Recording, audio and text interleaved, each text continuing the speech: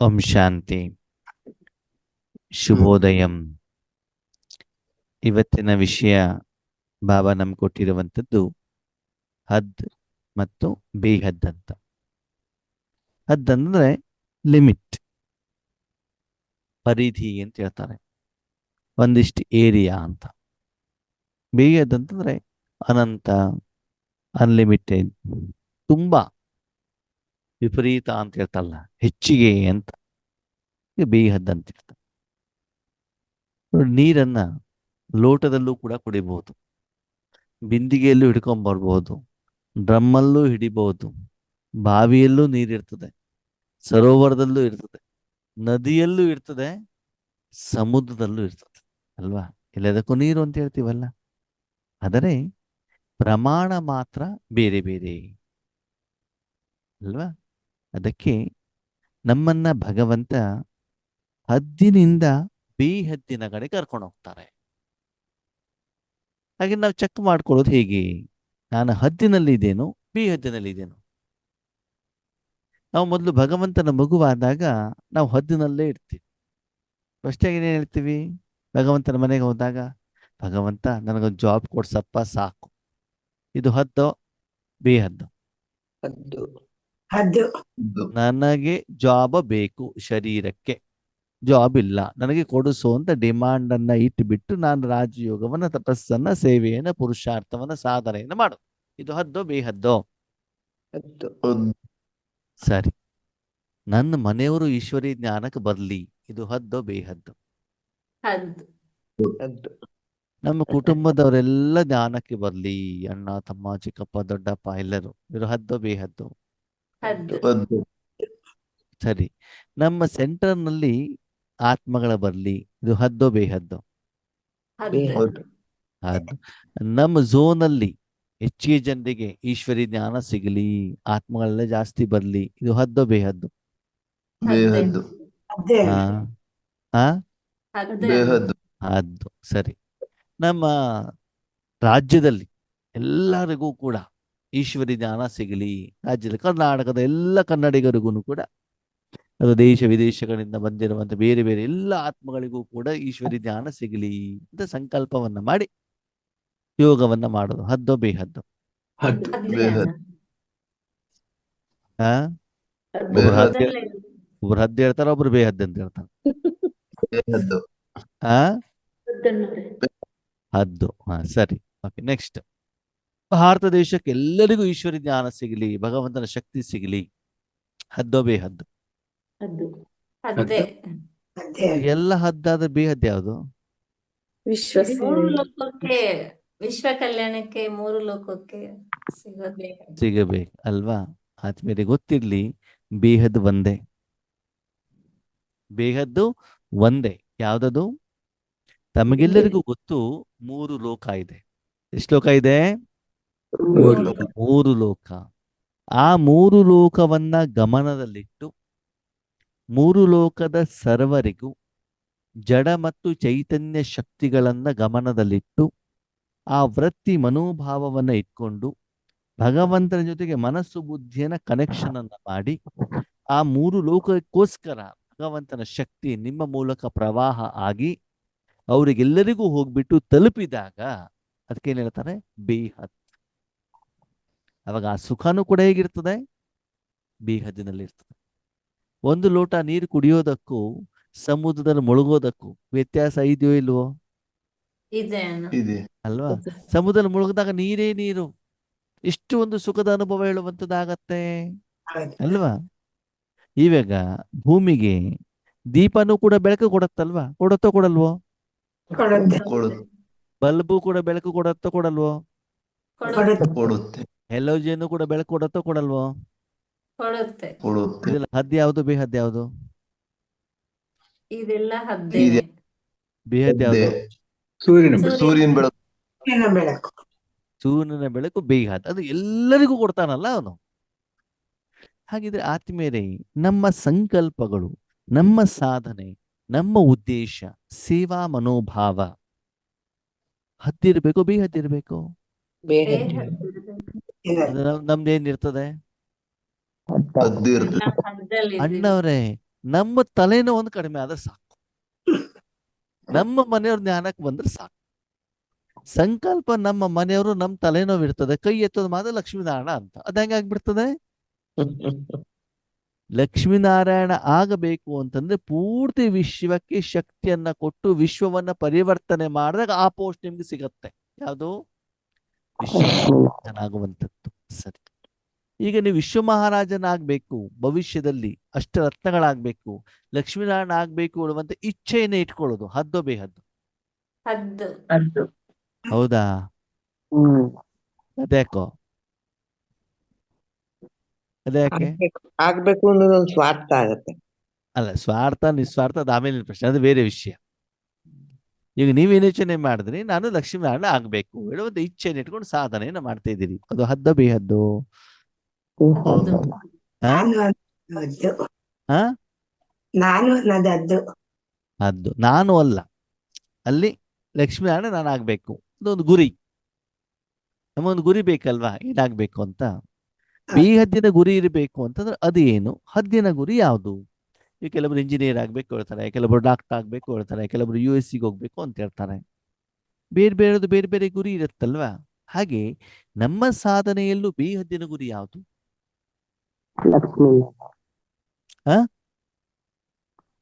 ಲಕ್ಷ್ಮೀನಾರಾಯಣ ಆಗೋದಾ? ನಾರಾಯಣ. ಅದನ್ನ ಆಗೋದು ಬೇಹದ್ದಿನ ಗುರಿನ? ನೀವು ಲಕ್ಷ್ಮೀನಾರಾಯಣ ಆದರೆ ಕೇವಲ ಒಂದು ಲೋಕಕ್ಕೆ ಮಾತ್ರ, ಭಾರತ ದೇಶಕ್ಕೆ ಮಾತ್ರ ನೀವು ರಾಜರಾಗಿರ್ತೀರಿ. ನೀವು 3 ಲೋಕಕ್ಕೆ ರಾಜರಾಗ್ಬೇಕು. ಯಾವಾಗ? ಸಂಗಮ ಯುಗದಲ್ಲಿ. ಇದು ಬೇಹದ್ ಅಲ್ವಾ? ಅದಕ್ಕಾಗಿ ಬೇಹದ್ ಒಂದೇ. ಯಾವ್ದದು? 3 ಲೋಕವನ್ನ ಗಮನದಲ್ಲಿ ಇಟ್ಟುಕೊಂಡು ತಪಸ್ಸನ್ನ, ಸಾಧನೆಯನ್ನ, ಉಳಿತಾಯವನ್ನ, ಸೇವೆಗೆ ನೀವು ನಿಮಿತ್ತರಾಗ್ತಿರೋ ಆವಾಗ ಕಾರ್ಯವಿಧಾನನೇ ಬೇರೆ, ಪುರುಷಾರ್ಥನೇ ಬೇರೆ, ಸಾಧನೆ ಬೇರೆ, ಅನುಭವನೇ ಬೇರೆ. ಅದಕ್ಕಾಗಿ ಬಾಬಾ ಹೇಳ್ತಾರೆ ನಂಬರವಾರ ಪುರುಷಾರ್ಥ ಅನುಸಾರ. ಆದ್ಮೇಲೆ ನಿಮ್ಮನ್ನು ನೀವು ಚೆಕ್ ಮಾಡ್ಕೊಳ್ಳಿ. ಎಷ್ಟೋ ಜನ ನಿಮಿತ್ತ ಟೀಚರ್ಸ್ಗಳು ಯೋಗ ಮಾಡ್ತಾರೆ. ಬಾಬಾ ನಮ್ಮ ಸೆಂಟರ್ಗೆ ಆತ್ಮಗಳು ಬಂದು ಸಾಕು, ನಮಗೆ ಸ್ವಂತ ಸೆಂಟರ್ ಸಿಕ್ಕಿದ್ರೆ ಸಾಕು, ನಮಗೆ ಸೇವೆಗೆ ಕಾರ್ ಸಿಕ್ಕಿದ್ರೆ ಸಾಕು. ಬಾಬಾ ಅದನ್ನೇ ಕೊಟ್ಬಿಡ್ತಾರೆ, ಕೈ ಬಿಟ್ಬಿಡ್ತಾರೆ. ನೀವೇನು ಕೇಳಿದ್ರೆ ಅದನ್ನು ಕೊಟ್ಟಿದೀವಲ್ಲ ಅಲ್ವಾ? ಇನ್ನು ಕೆಲವೊಂದು ಅಕ್ಕಂದಿರು ಏನ್ ಹೇಳ್ತಾರೆ, ಅಣ್ಣೋರೇ ಬಾಬನ ಮಗು ಆದ್ಮೇಲೆ ನಾನು ಯೋಗ ಮಾಡಿ ಮಾಡಿ ಮಾಡಿ ಮಾಡಿ ನಮ್ಮ ಮನೆಯವರು ಜ್ಞಾನಕ್ಕೆ ಬಂದ್ಬಿಟ್ರು, ತುಂಬಾ ಖುಷಿಯಿಂದ ಹೇಳ್ತಾರೆ. ಇಲ್ಲಿ ಸ್ಟೇಜ್ ಮೇಲೆ ಮೈಕ್ ಇಟ್ಕೊಂಡ್ಬಿಟ್ಟು ಆಮೇಲೆ ಕೆಳಗಡೆ ಬಂದ್ಬಿಟ್ಟು, ಅಣ್ಣವ್ರೆ ನನ್ನ ಮಗ ನನ್ನ ಮಾತೇ ಕೇಳೋದಿಲ್ಲ. ಯಾಕೇಳಿ? ಯಾಕೇಳಿ? ರಾಜಯೋಗದಿಂದ ಪತಿಯ ಅಕೌಂಟ್ ಸೆಟ್ಲ್ಮೆಂಟ್ ಮಾಡ್ಕೊಂಡ್ರೆ ಹೊರತು ಮಗನ ಅಕೌಂಟ್ ಇನ್ನೂ ಬ್ಯಾಲೆನ್ಸ್ ಇದೆ. ಅದು ಖುಷಿ ಸಿಕ್ಕಿದೆ, ಇನ್ನೂ ಅಕೌಂಟ್ ಬ್ಯಾಲೆನ್ಸ್ ಇದೆ. ಆತ್ಮೀಯರೇ ಗೊತ್ತಿರ್ಲಿ ನಿಮಗೆ, ನೀವು ಆತ್ಮ 84 ಜನ್ಮ ಏನು ಪಡ್ಕೊಂಡಿದ್ರಿ, ವಿಶ್ವದ ಎಲ್ಲರ ಜೊತೆಗೆ ನಿಮ್ಮ ಅಕೌಂಟಬಿಲಿಟಿ ಇದೆ. ಪಂಚತತ್ವಗಳ ಜೊತೆಗೆ, ಜಡ ವಸ್ತುಗಳ ಜೊತೆಗೆ, ಚೈತನ್ಯ ವಸ್ತುಗಳ ಜೊತೆಗೆ, ಎಲ್ಲರ ಜೊತೆಗೂ ನಿಮ್ ಲೆಕ್ಕಾಚಾರ ಇದೆ. ಒಂದು ಪ್ರಶ್ನೆ ಆತ್ಮೀಯರೇ, ನೀವು ಈ ಪ್ರಪಂಚವನ್ನ ಮಲಿನ ಮಾಡಿದಿರೋ ಮಾಡಿಲ್ವೋ? ಎಷ್ಟು ಜನ್ಮದಿಂದ? ಯಾರ್ಯಾರನ್ನ ಮಲಿನ ಮಾಡಿದಿರಿ?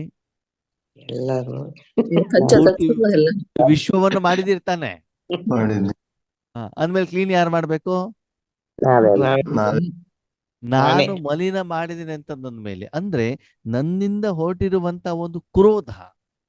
ಈಗ ನಾನು ಇಲ್ಲಿ ಸಿರಿಸಿಯಲ್ಲಿ ಕುತ್ಕೊಂಡ್ಬಿಟ್ಟು ಏನ್ ಮಾಡ್ತೇನೆ, ಅರ್ಚನಕ್ಕರು ಚೆನ್ನಾಗಿ ಬೈತೇನೆ. ಯಾವ್ದಿಂದ? ಮನಸ್ಸಿನಿಂದ. ಯಾವ್ದಿಂದ? ಮನಸ್ಸಿನಿಂದ. ಓಕೆ, ಅರ್ಚನಾ ಕೈಯಲ್ಲಿರೋದು ಬೆಂಗಳೂರು. ನಾನೆಲ್ಲಿರೋದು? ತಿರ್ಸಿಗೂ ಬೆಂಗಳೂರಿಗೆ ಎಷ್ಟು ಕಿಲೋಮೀಟ್ರು? 400 ಕಿಲೋಮೀಟರ್. ಓಕೆ, ಅವಾಗ ಇಲ್ಲಿಂದ ಆ ಒಂದು ವೈಬ್ರೇಷನ್ ವಾಯುಮಂಡಲದ ಮೂಲಕ ಅಲ್ಲಿ ಹೋಗ್ಬಿಟ್ಟು ತಲುಪಬೇಕು ತಾನೆ? ಇಲ್ಲಿಗೆ ಅರ್ಚನಕ್ಕೆ. ಅವಾಗ ಮಧ್ಯದಲ್ಲಿ ಏನೇನು ವಾಯುಮಂಡಲ ಇದೆ ಅದೆಲ್ಲ ಮಲಿನ ಆಗತ್ತೋ ಆಗಲ್ವೋ? ಆಗತ್ತೆ ತಾನೆ? ಅದಕ್ಕೆ ಯಾರ ಕಾರಣೀಕರ್ತರು? ಅಲ್ವಾ? ಅಂದ್ಮೇಲೆ ಅದನ್ನ ಸರಿ ಮಾಡೋ ಜವಾಬ್ದಾರಿ ಯಾರ್ದು? ನಮ್ದೇ ತಾನೆ? ಅದಕ್ಕಾಗಿ ನಿಮ್ಮನ್ನು ನೀವು ಚೆಕ್ ಮಾಡ್ಕೊಳ್ಳಿ. ಪ್ರತಿದಿನ ನಮ್ಮ ಪುರುಷಾರ್ಥ ಸಾಧನೆ ಏನಿದೆ ಅದು ಬೇಹದ್ದಿನಲ್ಲಿದ್ಯೋ ಹದ್ದಿನಲ್ಲಿದ್ಯೋ? ಆದ್ಮೇಲೆ ಹದ್ದಿನಲ್ಲಿದ್ದಾಗ ನಿಮ್ಗೆ ಸ್ವಲ್ಪ ಸಮಯ ಖುಷಿಯನ್ನ ಕೊಡುತ್ತೆ. ಬಿ ಹದ್ದಿನಲ್ಲಿದ್ದಾಗ ನಿಮ್ಗೆ ಅಪೋಸಿಷನ್ನೇ ಬರೋದಿಲ್ಲ. ಓಕೆ, ಈಶ್ವರೀಯ ಜ್ಞಾನವನ್ನ ಮುಖದಿಂದ ಹೇಳೋದು ಹದ್ದೋ ಬೇಹದ್ದೋ? ಹದ್ದು. ಝೂಮಿನ ಮೂಲಕ ಸೇವೆ ಮಾಡೋದು ಹದ್ದೋ ಬೇಹದ್ದೋ? ಹದ್ದು. ಯೂಟ್ಯೂಬ್ ಮೂಲಕ ಸೇವೆ ಮಾಡೋದು ಹದ್ದೋ ಬೇಹದ್ದೋ? ಹದ್ದು. ಹದ್ದು. ಬ್ರಾಹ್ಮಣ ಪರಿವಾರದವ್ರಿಗೆ 50,000 ರೂಪಾಯಿ ಕೊಟ್ಬಿಟ್ಟು ಹೊಟ್ಟೆ ತುಂಬಾ 36 ವೆರೈಟಿ ಬ್ರಹ್ಮ ಭೋಜನ ತಿನ್ನಿಸೋದು ಹದ್ದೋ ಬೇಹದ್ದೋ? ಹದ್ದು. ಹದ್ದು. 36 ವೆರೈಟಿ ಬಜ್ಜಿ ಬೋಂಡಾ ತಿನ್ಸ್ಬಿಟ್ಟು ಮಧ್ಯಾಹ್ನ ಅವ್ರು ತಪಸ್ಸಲ್ಲಿ ಕೂತ್ಕೊಂಡಾಗ ಜುಟ್ಕಾ ಹೊಡೆದ ನಿಮ್ಗೆ ಆಶೀರ್ವಾದ ಸಿಗ್ತದೋ ಸಿಗಲ್ವೋ? ಸಿಗಲ್ಲ. ಆದ್ರೆ ನಾವು ಬ್ರಹ್ಮ ಭೋಜನಕ್ಕೆ ಪ್ರಾಮುಖ್ಯತೆ ಕೊಡ್ತಾ ಇದ್ದೀವಲ್ಲ. ಸರಿ, ಓಕೆ. 1,00,000 1,00,00,000 ಯಜ್ಞಕ್ಕೆ ನಾವು ಕೊಡ್ತೀವಿ ಹದ್ದೋ ಬೇಹದ್ದು? ಹದ್ದು. ಹಾಗಿದ್ರೆ ಬೇಹದ್ದಿನ ಸೇವೆ ಮಾಡ್ಬೇಕಂದ್ರೆ ಯಾವ್ದಿಂದ ಮಾಡ್ಬೇಕು? ಮನಸಾ ಸೇವೆ. ವಾಚಾ ಸೇವೆಯಿಂದ ಮಾಡ್ಲಿಕ್ಕೆ ಆಗೋದಿಲ್ಲ, ಧನದಿಂದ ಮಾಡ್ಲಿಕ್ಕೆ ಆಗೋದಿಲ್ಲ, ತನುವಿನಿಂದ ಮಾಡ್ಲಿಕ್ಕೆ ಆಗೋದಿಲ್ಲ. ಯಾವ್ದಿಂದ ಮಾಡ್ಬೋದು? ಮನಸಾ ಸೇವೆ. ಯಾಕಂದ್ರೆ ನನ್ನ ಮಾಡಬೇಕು ಅಂತಂದ್ರೆ ನೋಡಿ ಆದ್ಮೇಲೆ ದೀಪ ಕೆಳಗಡೆಗೆ ಇದ್ದಾಗ ಬೆಳಕು ಸ್ವಲ್ಪ ಕೊಡತ್ತಲ್ವಾ? ಸ್ವಲ್ಪ ಮೇಲೆ ಇಟ್ಟಾಗ ಹೆಚ್ಚಿನ ಏರಿಯಾ ಬರುತ್ತೆ, ಇನ್ನೂ ಸ್ವಲ್ಪ ಮೇಲೆ ಇಟ್ಟಾಗ ಹೆಚ್ಚು ಏರಿಯಾ ಬರುತ್ತಲ್ವ? ಹಾಗೆ ನೀವು ಸೇವೆಯನ್ನ ಮಾಡಬೇಕು ಅಂತಂದ್ರೆ ನಿಮ್ಮ ಮನಸ್ಸು ಹೇಳುವಂತ ಸಾಧನವನ್ನು ಹೈಯೆಸ್ಟ್ ಸ್ಥಿತಿಯಲ್ಲಿ ಇಡಬೇಕು. ಎಲ್ಲಿ? ಪರಮಧಾಮದಲ್ಲಿ. ಪರಂಧಾಮದಲ್ಲಿ ಹೋಗ್ಬಿಟ್ಟು ಮಾತಾಡ್ಲಿಕ್ಕೆ ಆಗತ್ತಾ? ಶರೀರ ತಗೊಂಡೋಗ್ಲಿಕ್ಕೆ ಆಗತ್ತಾ? ಜ್ಞಾನ ಕೊಡ್ಲಿಕ್ಕೆ ಆಗತ್ತಾ? ಬ್ರಹ್ಮ ಭೋಜನ ಕೊಡ್ಲಿಕ್ಕೆ ಆಗತ್ತಾ? ಗಿಫ್ಟ್ ಕೊಡ್ಲಿಕ್ಕೆ ಆಗತ್ತಾ? ಆಗಲ್ವೋ? ಆಗಲ್ಲ. ಆಗೋದಿಲ್ಲ. ಕೇವಲ ಮನಸ್ಸನ್ನ ಅಲ್ಲಿಟ್ಬಿಟ್ಟು ಭಗವಂತನ ಶಕ್ತಿಯನ್ನ 3 ಲೋಕಕ್ಕೂ ಕೂಡ ನಾವೇನ್ ಮಾಡ್ಬೋದು? ಕೊಡಲಿಕ್ಕೆ ಸಾಧ್ಯ. ಯಾವಾಗ ನಿಮ್ಮ ಯೋಗದ ಲೇವಲ್ ಅಲ್ಲಿ ಅಮೃತ ವೇಳೆಯಲ್ಲಿ ಬೇರೆ ಬೇರೆ ಸಮಯದಲ್ಲಿ ಯೋಗದ ಸ್ಥಿತಿ ಈ ರೀತಿ ಇರುತ್ತೋ ಆವಾಗ ಎಲ್ಲರಿಗೂ ಭಗವಂತನ ಶಕ್ತಿ ಹೋಗ್ಬಿಟ್ಟು ತಲುಪಿದಾಗ ಆ ದಿನ ನಿಮ್ದು ಚೆನ್ನಾಗಿರ್ತದೋ ಇರಲ್ವೋ? ಚೆನ್ನಾಗಿರುತ್ತೋ? ಯಾಕೆ? ಎಲ್ಲರಿಗೂ ಪೇಮೆಂಟ್ ಮಾಡ್ಬಿಟ್ಟಿದ್ರಿ, ಯಾರು ನೋಟಿಸ್ ಕೊಡೋದೇ ಇಲ್ಲ, ಯಾರು ಕೊಡಿ ಅಂತ ಕೇಳೋದೇ ಇಲ್ಲ. ಇಲ್ಲಿ ಏನಾಗತ್ತೆ ಆದ್ಮೇಲೆ ಕೆಲವೊಬ್ಬರಿಗೆ ಮಾತ್ರ ನಾವು ಕೊಡ್ತೀವಿ, ಕೆಲವೊಬ್ಬರಿಗೆ ಕೊಡೋದಿಲ್ಲ. ಆದ್ರೆ ಒಂದು ವಿಷಯ ಗೊತ್ತಿರ್ಲಿ, ನಾವು ಬೇಹದ್ದಿನ ಸೇವೆಯನ್ನು ನಾವು ಮಾಡಿದಾಗ ಅದಕ್ಕೆ ನಿಮಿತ್ತರಾದಾಗ ನಿಮಗೆ ಕಣ್ಣಿನ ಮೂಲಕ, ಕಿವಿಯ ಮೂಲಕ, ನಾಲಿಗೆಯ ಮೂಲಕ, ಶರೀರದ ಇಂದ್ರಿಯಗಳ ಮೂಲಕ ಅದರ ಪ್ರತಿಫಲವನ್ನ ಅನುಭವಿಸಲಿಕ್ಕೆ ನಿಮಗೆ ಆಗುವುದಿಲ್ಲ, ಗೊತ್ತಾಗೋದಿಲ್ಲ. ಯಾರು ಬಂದು ಗಾಯನನು ಕೂಡ ಮಾಡೋದಿಲ್ಲ, ಉಡುಗೊರೆಯನ್ನು ಕೂಡ ಕೊಡೋದಿಲ್ಲ, ಸನ್ಮಾನನು ಕೂಡ ಮಾಡೋದಿಲ್ಲ. ಯಾಕೆ? ನಿಮ್ಮಿಂದ ಆಗಿದೆ ಅಂತ ಅವ್ರಿಗೆ ಗೊತ್ತೇ ಇರೋದಿಲ್ಲ, ನಿಮ್ಗೂ ಕೂಡ ಗೊತ್ತಾಗೋದಿಲ್ಲ ನಿಮ್ಮಿಂದ ಹೋಗಿರುವಂತ ಶಕ್ತಿ ಯಾರ್ಯಾರು ತಲುಪಿದೆ ಅಂತ. ನಾವೇನ್ ಮಾಡ್ತೀವಿ? ಇವ್ರಿಗೆ ದೃಷ್ಟಿ ಕೊಡ್ತಾ ಇದ್ದಾನೆ, ಇವ್ರ ಸಮಸ್ಯೆ ಬಾಬನಿಗೆ ಹೇಳಿದ್ದೇನೆ. ಅವಾಗ ಏನಾಗತ್ತೆ? ಆತ್ಮಗಳು ಫೋನ್ ಮಾಡ್ಬಿಟ್ಟು ಅಣ್ಣವ್ರೆ ನಿಮ್ಮ ಮೂಲಕ ಸೇವೆ ನಮ್ಗೆ ಏನಾಯ್ತು, ಸಮಸ್ಯೆ ಪರಿಹಾರ ಆಯ್ತು, ಥ್ಯಾಂಕ್ ಯು ಅಂತ ಹೇಳಿದ ತಕ್ಷಣ ಉಬ್ಬು ಬಿಡ್ತೀವಿ, ನನ್ನಿಂದ ಆಯ್ತು ಅಂತ. ಇಲ್ಲೇ ಸಿಕ್ಕಾಕೊಂಡ್ ಬಿಡ್ತೀವಿ ನಾವು. ಯಾವ್ದಲ್ಲಿ? ಹದ್ದಿನಲ್ಲಿ ಸಿಕ್ಕಾಕೊಂಡ್ ಬಿಡ್ತೀವಿ. ಸರಿನೋ ತಪ್ಪೋ? ನೀವು ಸೇವೆ ಮಾಡ್ತಾ ಇದ್ದೀರಿ, ಸೇವೆಯ ಫಲ ಸಿಗ್ತಾ ಇದೆ, ಗಾಯನ ಆಗ್ತಾ ಇದೆ, ಸನ್ಮಾನ ಆಗ್ತಾ ಇದೆ, ಒಳಗಡೆಯಿಂದ ಖುಷಿ ಇರಲ್ಲ ಆತ್ಮೀಯರೇ. ಏನಿರಲ್ಲ? ಕೆಲವೊಂದು ಆತ್ಮಗಳಿಗೆ ಮಾತ್ರ ನೀವು ಸೇವೆಗೆ ನಿಮಿತ್ತರಾಗ್ತೀರಾ, ಸೇವೆಯ ಫಲನೂ ಕೂಡ ಸಿಗ್ತಾ ಇದೆ, ಅದ್ರಲ್ಲಿ ಏನು ಪ್ರಶ್ನೆನೇ ಇಲ್ಲ. ಆವಾಗ ನೀವು ಎಷ್ಟು ಜನರಿಗೆ ಸೇವೆಗೆ ನಿಮಿತ್ತರಾದರೂ ಪೋಸ್ಟ್ ಕೂಡ ಅಷ್ಟೇ ಜನರ ಲೆವೆಲ್ ಅಲ್ಲೇ ಸಿಗ್ತದಲ್ವಾ? ನಂಬರ್ ವಾರ್ ಸಿಗತ್ತೆ ತಾನೆ? ಪ್ರಶ್ನೆ, ಯಾರು ಹದ್ದಿನ ಸೇವೆ ಮಾಡ್ಬೋದು, ಯಾರು ಬೇಹದ್ದಿನ ಸೇವೆ ಮಾಡ್ಬೋದು?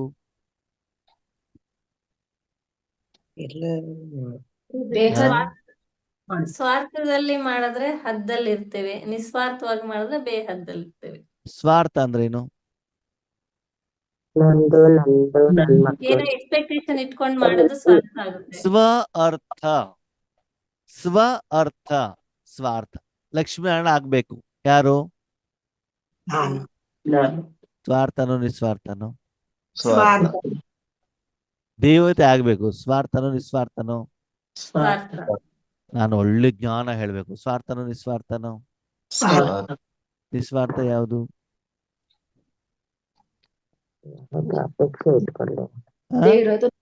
ನಿಸ್ವಾರ್ಥ ಯಾವುದು? ಸ್ವಾರ್ಥದ ಬಗ್ಗೆ ಹೇಳಿದ್ರಿ ನೀವು, ನಿಸ್ವಾರ್ಥ ಯಾವುದು? ಪ್ರತಿಫಲ ಅಪೇಕ್ಷೆ ಇಲ್ಲದೆ, ಪ್ರತಿಫಲ ಅಪೇಕ್ಷೆ ಪಡದೇ ಇರೋದು. ಭಗವಂತ ನನಗೇನು ಬೇಡಪ್ಪ, ನನ್ನ ಮೂಲಕ ಎಲ್ಲರಿಗೂ ಕೊಡು. ನಿಸ್ವಾರ್ಥ ಯಾವುದು? ನನಗೆ ಏನು ಬೇಡ, ನನ್ನ ಮೂಲಕ ಸರ್ವರಿಗೂ ಕೊಡು. ಸರ್ವರಿಗೂ ಕೊಡು ಅಂದ್ರೆ ಅದ್ರಲ್ಲಿ ನೀವು ಬರ್ತಿರೋ ಬರಲ್ವೋ? ಬರ್ತೀವಿ. ಎಲ್ಲರ ಜೊತೆ ನಿಮ್ಗೂ ಸಿಗತ್ತೋ ಸಿಗಲ್ವೋ? ಸಿಗುತ್ತೆ. ಇದು ಹದ್ದಾಯ್ತೋ ಬೇಹದ್ದಾಯ್ತೋ? ಬೇಹದ್ದ. ಆವಾಗ ನನಗಾಗಿ ನಾನು ಏನನ್ನು ಕೇಳುವಂಗಿಲ್ಲ.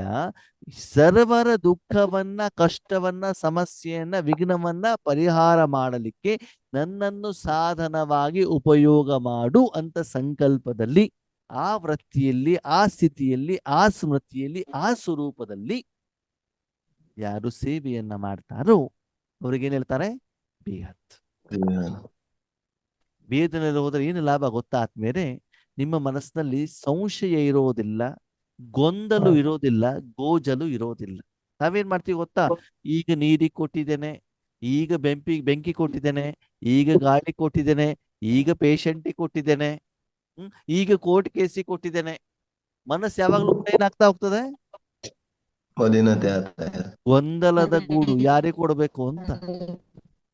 ಯೋಗ ಕೂತ್ಕೊಂಡು ಯಾವಾಗ್ಲೂ ಪಕ್ ಅಂತ ಕೂತ್ಕೊಂಡು ಬಾಬನಿಗೆ ಮನಸ್ಸನ್ನ ಕೊಟ್ಟಿದ್ರೆ ಒಂದೇ ಉದ್ದೇಶ ಏನು? ಎಲ್ಲರಿಗೂ ಕೊಡು. ವಿಷಯ ಮುಗಿದೋಯ್ತು, ಕನ್ಫ್ಯೂಷನ್ ಇಲ್ಲ. ಯಾವಾಗ್ಲೂ ಯೋಗ ಮಾಡ್ತೀವಿ, ಟಕ್ ಅಂತ ಭಗವಂತನ ಕೇಳಿ ಕೊಟ್ಟಿದ್ದೀರಿ, ಎಲ್ಲರಿಗೂ ಕೊಡು. ನೀನು ಪದೇ ಪದೇ ಬಾಬಾ ಕೇಳ್ಬೇಡ ನನಗೆ ಏನ್ ಮಾಡ್ಬೇಕು ಅಂತ ಬಿಟ್ಟು. ನಿನಗೆ ಬೇಕಾದ ನಿನ್ನ ಮನಸ್ಸನ್ನ ತಗೋ. ಯಾರಿಗೆ ಕೊಡ್ಬೇಕು? ಎಲ್ಲರಿಗೂ ಕೊಡು. ನಿನ್ನ ಇಷ್ಟದ ಪ್ರಕಾರ ಕೊಡು. ನನ್ನ ಆರ್ಡರ್ ಅನ್ನ ನೀವು ಫಾಲೋ ಮಾಡೋದು ಬೇಡ. ನಿನ್ನ ಇಚ್ಛೆಯ ಅನುಸಾರ ನಿನಗೆ ಬೇಕಾದಾಗ ಈ ತನು ಮನವನ್ನು ತೆಗೆದುಕೊಂಡು ನೀನು ಯಾರಿಗೆ ಕೊಡಬೇಕು, ಯಾರಿಗೆ ಕೊಡಬೇಕು ಅಂತ ಕೇಳೋದು ಬೇಡ, ಸರ್ವರಿಗೂ ಕೊಡು ಅಂತ ಒಂದ್ಸಲ ಎಗ್ರಿಮೆಂಟ್ ಮಾಡ್ಕೊಂಡ್ಬಿಟ್ರೆ ಚಾಪ್ಟರ್ ಕ್ಲೋಸ್. ಪದೇ ಪದೇ ಭಗವಂತನ ಜೊತೆಗೆ ಈ ವಿಷಯದ ಬಗ್ಗೆ ನೀವು ಚರ್ಚೆ ಮಾಡುವಂತ ಅನಿವಾರ್ಯತೆ, ಅವಶ್ಯಕತೆ ಇಲ್ಲ ಅಂತ ಬಾಯಲ್ಲಿ ಹೇಳ್ತೀವಿ. ಮತ್ತೆ ವಾಪಸ್ ಎಗ್ರಿಮೆಂಟ್ ಮಾಡ್ಕೊಂಡು ಮತ್ತೆ ವಾಪಸ್ ಅವರ ಎದುರುಗಡೆ ಏನ್ ಮಾಡ್ತೀವಿ? ಬಾಬಾ ಇದನ್ ಮಾಡ್ಕೊಡಪ್ಪ. ಬಾಬಾ ಹೇಳ್ತಾರೆ, ನಾನು ಬೇಹದ್ದಿನಲ್ಲಿ ಮಾಡ್ತಾ ಇದ್ರು ಕೂಡ ನಿನ್ನನ್ನು ಉಪಯೋಗ ಮಾಡ್ತಾ ಇದ್ದೇನೆ ಅಂತ ಗೊತ್ತಾಗ್ಲಿಕ್ಕೆ ಕೆಲವೊಂದ್ಸಲ ಕರ್ಮದ ಫಲವನ್ನ ಜನರಿಂದ ಏನ್ ಮಾಡ್ತಾ ಹೋಗ್ತಾರೆ? ಕೊಡಿಸ್ತಾ ಹೋಗ್ತಾರೆ. ಅವಾಗ ಗೊತ್ತಾಗುತ್ತೆ ಎಸ್ ಬಾಬಾ ಮಾಡ್ತಿದ್ದಾರೆ ಅಂತ.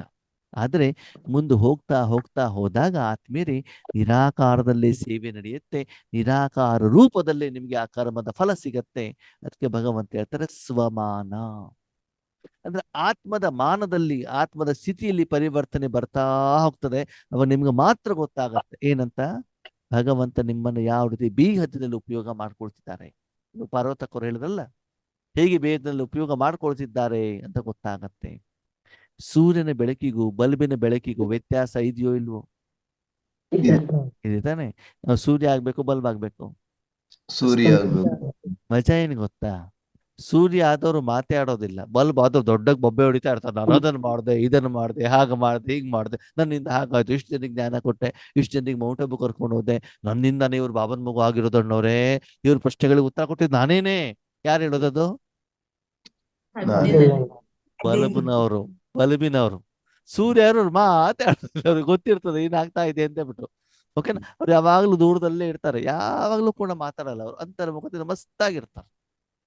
ಮತ್ತೆ ಯಾರು ಬಲ್ಬಿನವ್ರದ್ದು ಹೇಳ್ತಾ ಇರ್ತಾರಲ್ಲ, ಅದನ್ನ ನೋಡ್ಬಿಟ್ಟು ಒಳಗಡೆ ನಗ್ತಾ ಇರ್ತಾರ. ಅವ್ರು ಇವರಿಗಿನ್ನು ನಿಜವಾದ ರುಚಿ ಏನು ಅಂತ ಗೊತ್ತಿಲ್ಲ ಅಂತ ಬಿಟ್ಟು ಅವ್ರು ವಾದ ವಿವಾದ ಮಾಡ್ಲಿಕ್ಕೆ ಹೋಗೋದಿಲ್ಲ. ಯಾಕೆ ಅಂತಂದ್ರೆ ವಾಸ್ತವಿಕತೆ ಏನು ಅಂತ ಅವ್ರಿಗೆ ಗೊತ್ತಿರ್ತದೆ. ಯಾಕಂದ್ರೆ ಅವ್ರು ಬಲ್ಬ್ ಆಗ್ಬಿಟ್ಟೆ ಮುಂದೆ ಸೂರ್ಯನಾಗಿ ಬಂದಿರ್ತಾರೆ. ಓಕೆನಾ? ಅದಕ್ಕಾಗಿ ಸಮಯ ಕಡಿಮೆ ಇರುವಂತ ಕಾರಣದಿಂದ ನಾವು ಹದ್ದಿನಲ್ಲಿ ಹೋಗ್ಬೇಕು, ಬೇಹದ್ದಿನಲ್ಲಿ ಹೋಗ್ಬೇಕು? ಬೇಹದ್ದಿನಲ್ಲಿ ಹೋಗ್ಬೇಕು. ಭಗವಂತ ಬಂದಿರೋದು ಕೆಲವರಿಗೆ ಮಾತ್ರ ಕೊಡ್ಲಿಕ್ಕೋ, ಎಲ್ಲರಿಗೂ ಕೊಡ್ಲಿಕ್ಕೋ? ಎಲ್ಲರಿಗೂ. ಭಗವಂತ ಬ್ರಹ್ಮಕುಮಾರಿಯನ್ನು ಮಾತ್ರ ಪರಿವರ್ತನೆ ಮಾಡ್ಲಿಕ್ಕೆ ಬಂದಿದಾರಲ್ವಾ? ಮತ್ತೆ ಜಡ, ಚೈತನ್ಯ, ಎಲ್ಲಾ ಧರ್ಮ, ಎಲ್ಲಾ ಆತ್ಮ, ಸರ್ವರನ್ನೂ ಕೂಡ ಪರಿವರ್ತನೆ ಮಾಡ್ಲಿಕ್ಕೆ ಬಂದಿದ್ದಾರೆ ಅಂತ ಅಂದ್ಮೇಲೆ ಭಗವಂತನ ಶಕ್ತಿ ಎಲ್ಲರಿಗೂ ತಲುಪಬೇಕಲ್ವಾ? ಆವಾಗ ಭಗವಂತನ ಏನು ಮನೋಚಿಂತನೆ ಇದೆ, ಅವನ ಒಂದು ವೃತ್ತಿ ಇದೆ, ಅವನ ಸಂಕಲ್ಪ ಏನಿದೆ, ಅವನ ಕರ್ತವ್ಯ ಏನಿದೆ, ಅವನ ಉದ್ದೇಶ ಏನಿದೆ, ಅವನ ರೂಪದಲ್ಲಿ ನಾನು ಇದ್ದಾಗ ಮಾತ್ರ ಅವನ ಪಕ್ಕದಲ್ಲಿ ಕೂತ್ಕೊಳ್ಬಹುದು. ಅಂತವನನ್ನ ಮಾತ್ರ ಭಗವಂತ ತನ್ನ ಮಡಿಲಲ್ಲಿ ಇಟ್ಕೊಳ್ತಾನೆ. ಭಗವಂತನ ಯೋಚನೆ ಬೇರೆ, ನಮ್ಮ ಯೋಚನೆ ಬೇರೆ ಅಂತಂದ್ರೆ ನಾವು ಅವನ ಪಕ್ಕದಲ್ಲಿ ಕೂತ್ಕೊಳ್ಲಿಕ್ಕೆ ಆಗೋದಿಲ್ಲ. ಹೆಚ್ಚಿನ ಸಮಯ ನಾವು ಅವನ ಜೊತೆಗೆ ಮಾತಾಡ್ಲಿಕ್ಕೆ ಸಾಧ್ಯ ಇಲ್ಲ. ಯಾಕಂದ್ರೆ ಯೋಚನೆಗಳು ಏನಾಗ್ತಾ ಹೋಗ್ತವೆ? ಬೇರೆ ಬೇರೆ ಇರ್ತದೆ. ಒಬ್ಬನು ಇಂಜಿನಿಯರ್, ಒಬ್ಬರು ಡಾಕ್ಟರ್, ಇಬ್ರು ಮಾತಾಡ್ಲಿಕ್ಕೆ ಕೂತ್ಕೊಳ್ಲಿಕ್ಕೆ ಆಗತ್ತಾ? ಇಲ್ಲ. ಇಲ್ಲ ತಾನೆ. ಒಬ್ಬನು ಮಂಡಿ ಡಾಕ್ಟರು, ಮಂಡಿ ರಿಪೇರಿ ಮಾಡೋನು, ಇನ್ನೊಬ್ಬನು ಬೆನ್ನು ಮೂಳೆ ರಿಪೇರಿ ಮಾಡೋನು, ಮಾತಾಡ್ಲಿಕ್ಕೆ ಆಗತ್ತಾ? ಇಲ್ಲ. ಇಬ್ಬರದು ಉದ್ದೇಶ ಒಂದೇ ರೀತಿ ಇರ್ಬೇಕಲ್ವಾ?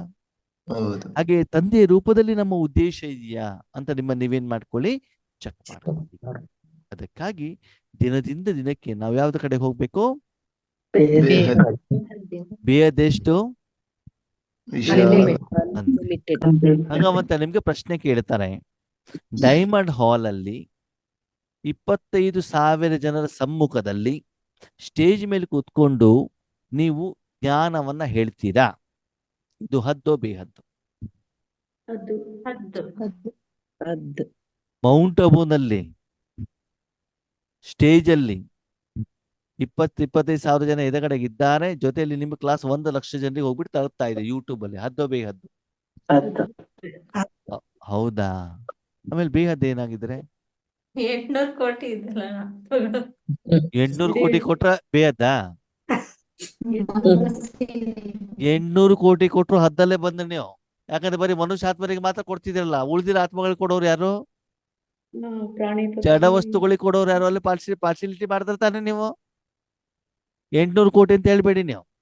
800 ಕೋಟಿ ಅಂದ್ರೆ ಮನುಷ್ಯ ಆತ್ಮರ ಮಾತಲ್ಲಿ ಮತ್ತೆ ಸ್ವಾರ್ಥ ಬಂದ್ಬಿಡ್ತು. ಮನುಷ್ಯ ಆತ್ಮರಿಗೆ ಮಾತ್ರ ಕೊಡ್ಬೇಕು, ಅಲ್ಲಿ ಸ್ವಾರ್ಥ ಬಂತು, ಅಲ್ಲಿ ಹದ್ದು ಬಂತು. ಆತ್ಮೀಯರೇ, ಸ್ವಾರ್ಥ ಬಂತು. ಹಾಗೆ ನಾವೆಲ್ಲ ಬಾಬನ ಮಕ್ಕಳು ಹದ್ದಿನಲ್ಲಿ ಮಾಡ್ತಿದೀವೋ ಬೇಹದ್ದಿನಲ್ಲಿ ಮಾಡ್ತಿದೀವೋ? ಹೊತ್ತಿನಲ್ಲಿ ಕಾಮೆಂಟ್ಗಳನ್ನ ಕೇಳಿದಾಗ, ಉಳಿದಿಲ್ಲ ವಿಷಯಗಳನ್ನ ಕೇಳಿದಾಗ ನಿಮ್ಗೆ ಅರ್ಥ ಆಗ್ಬೇಕು ಅವ್ರು ಯಾವ ಲೆವೆಲ್ ಅಲ್ಲಿ ಇದ್ದಾರೆ ಅಂತ. ಇಲ್ಲಿವರೆಗೆ ನಿಮ್ಗೆ ಸಬ್ಜೆಕ್ಟ್ ಸ್ಪಷ್ಟವಾಗಿ ಅರ್ಥ ಆಗೋದಿಲ್ವೋ, ಲೆವೆಲ್ ಗೊತ್ತಾಗಲ್ಲ ನಮಗೆ. ನಮ್ಮ ಕೆಲಸ ಒಂದೇ, ಮನಸ್ಸನ್ನ ಪರಮಾತ್ಮನ ಕೈಯಲ್ಲಿ ಕೊಡೋದು, 3 ಲೋಕಕ್ಕೆ ಶಕ್ತಿಯನ್ನ ಕೊಡ್ಲಿಕ್ಕೆ ನಿಮಿತ್ತರಾಗೋದಷ್ಟೇನೆ. ಎಲ್ಲಿವರೆಗೆ ಭಗವಂತ ಹೇಳ್ತಾರೆ ಅಂತಂದ್ರೆ 3 ಲೋಕ ಕೊಡ್ತಾ ಇದ್ದೇನೆ ಹೇಳುವಂತ ಭಾವನೆ ನಿಮ್ಮಲ್ಲಿ ಬರಬಾರ್ದು. ಶಕ್ತಿ ಪ್ರವಾಹ ಆಗಿದ್ ಮಾತ್ರ ಗೊತ್ತಾಗ್ಬೇಕು ಅಷ್ಟೇ. ಹೋಗ್ತಾ ಇದೆ ಅಷ್ಟೇ, ಬಲ್ಬಿಂದ ಬೆಳಕು ಹೋಗ್ತಾ ಇದೆ, ಸುಮ್ಮನೆ ಪ್ರಕಾಶ ಎಲ್ಲಿ ಹೋಗ್ತಾ ಇದೆ ಬೇಡ. ಸೂರ್ಯನಿಗೆ ಭೂಮಿ ಕಾಣತ್ತಾ? ಸೂರ್ಯನಿಗೆ ಭೂಮಿ ಕಾಣತ್ತೋ ಕಾಣಲ್ವೋ?